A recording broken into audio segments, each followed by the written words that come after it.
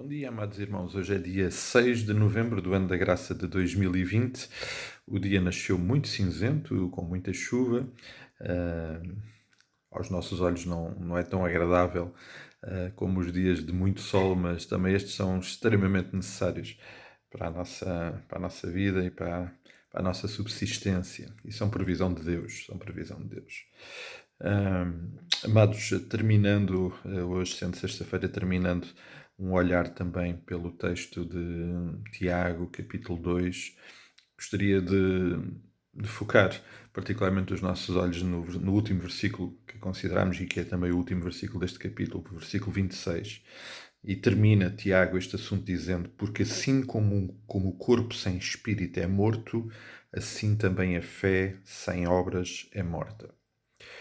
E este é realmente o resumo de tudo aquilo que Tiago vem dizendo, também a aplicação clara e simples desta imagem que Tiago usou para nos ensinar sobre fé viva e fé morta, e usando exatamente o princípio da vida e da morte que nos é tão familiar e que nós tão bem conhecemos, porque é uma realidade com a qual nós lidamos todos os dias.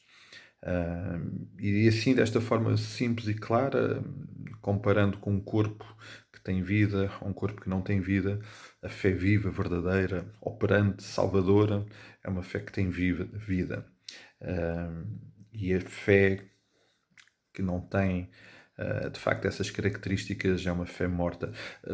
Lembrar mais uma vez, e ao olharmos para este texto, para este versículo, lembrar mais uma vez que a razão desta fé ser viva não somos nós.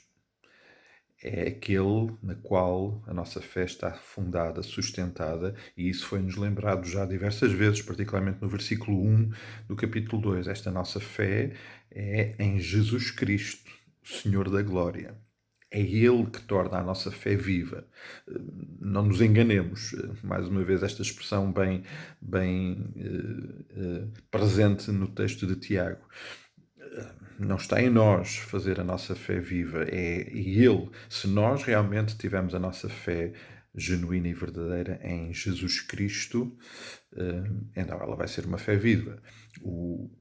Todo o benefício, toda a autenticidade, todo o poder que esta fé nos dá é por causa daquele em quem ela está sustentada, fundada, e que é realmente o autor, como já lembramos no texto de Hebreus, o autor e o consumador da nossa fé. E, portanto, todos estes benefícios, todo este impacto transformador não tem a ver comigo, não tem a ver com nenhum de nós, tem a ver com aquele que é realmente o sustento e o fundamento da nossa fé. E agora temos estado a considerar diversos aspectos daquilo que é as obras, daquilo que é a operação prática desta fé. Um pequeno exercício, não vai ser muito profundo, mas deixava até para os irmãos depois o fazerem de uma forma mais exaustiva e mais profunda. O que é que na prática, de facto, são estas obras? Que abrangência têm estas obras? É interessante porque, voltando, é muito perto, são algumas páginas antes, na nossa Bíblia, Hebreus capítulo 11, que é a nossa galeria dos heróis da fé, registra, então, aquilo que foram obras, aquilo que foram ações que foram definidas pelo próprio Deus como manifestações de uma fé viva. E ele começa logo com Caim e Abel. Abel ofereceu a Deus mais excelente sacrifício do que Caim. Ou seja, qual foi a obra de fé de Abel? Foi dar aquilo que o Senhor tinha pedido e uma manifestação genuína da sua adoração. Foi dar, foi oferecer, foi um ato de louvor, de adoração.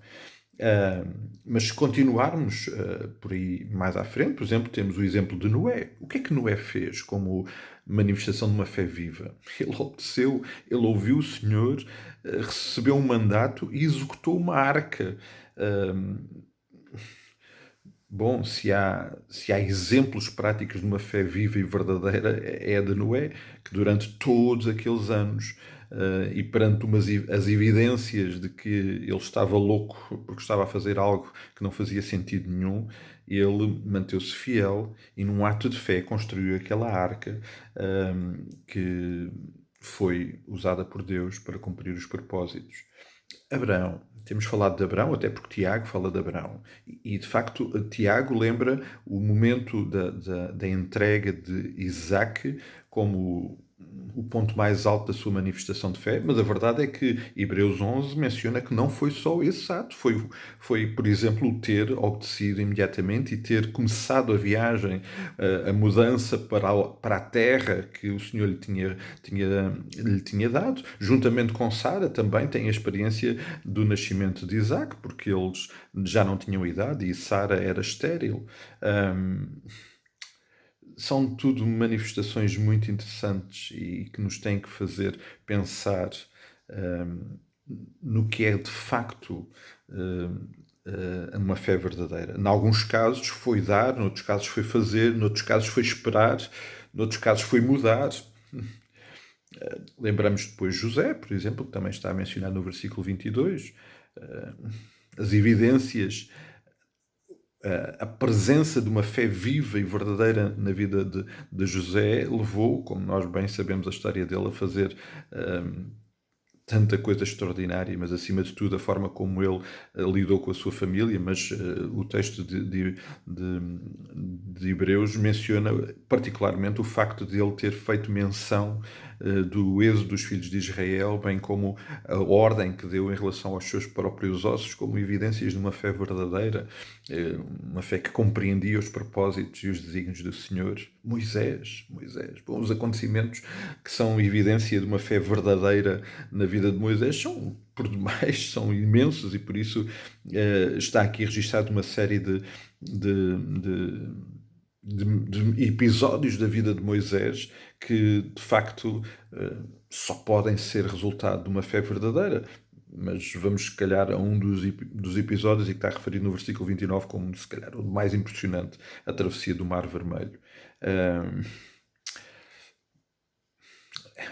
No caso de Moisés, foi avançar corajosamente para o mar, na certeza que o Senhor iria cumprir as suas promessas de abrir o mar e de salvar o povo. Bom, depois nos versículos seguintes volta a falar, vem então falar também do exemplo que também Tiago menciona, de Raabe.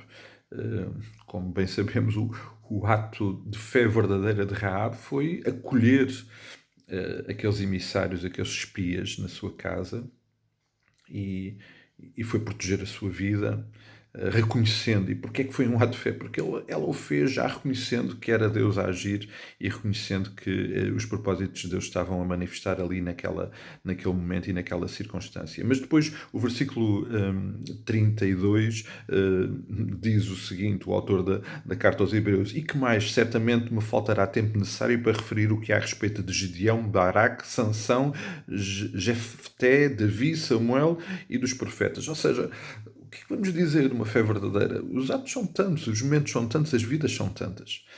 Amados, tudo isto para encerrar esta abordagem, naturalmente lembrando que se os irmãos quiserem, desejarem e necessitarem de partilhar alguma coisa sobre este assunto, podem sempre fazê-lo e teríamos todo o gosto e queremos mesmo fazer esta caminhada juntos, mas encerrando este momento, este ensino de Tiago, dizer que, obviamente, a fé viva e verdadeira, operante, real em Jesus Cristo, vai se manifestar na nossa vida da mais diversa forma e com as mais diversas expressões, todas elas com manifestação clara da nossa obediência a Deus, com, naturalmente, todas elas manifestando a nossa certeza que a nossa vida está nas mãos do Senhor, quer dando, quer fazendo, quer esperando, quer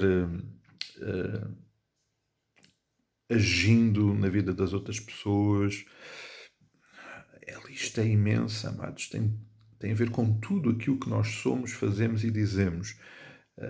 na nossa vida. São estas obras que o Senhor espera que nós possamos operar. Ou seja, tem a ver com tudo aquilo que nós vivemos a cada momento e a cada segundo da nossa existência. Esta fé verdadeira, operante, salvadora, que nos vai levar ao momento de recebermos a coroa da glória, tem esta manifestação prática. Vale a pena pensar no impacto de tudo isto que Tiago nos está a dizer, que o Senhor nos está a exortar. E que o Senhor nos ajude a viver todos os dias esta fé operante. Amados, um dia muito abençoado. Domingo, querendo o Senhor, teremos a oportunidade mais uma vez de estar juntos em ato de culto. Os dias são difíceis, como sabem, a pandemia continua a manifestar um impacto tremendo no nosso país. As regras para os nossos cultos não são alteradas, portanto podemos continuar a estar juntos com os devidos cuidados e vamos continuar a fazer a nossa parte e a descansar nos cuidados do Pai, que certamente em todas as circunstâncias nos cuidará. Então, um dia muito abençoado, um forte abraço para todos e até logo, até amanhã, até quando Deus quiser.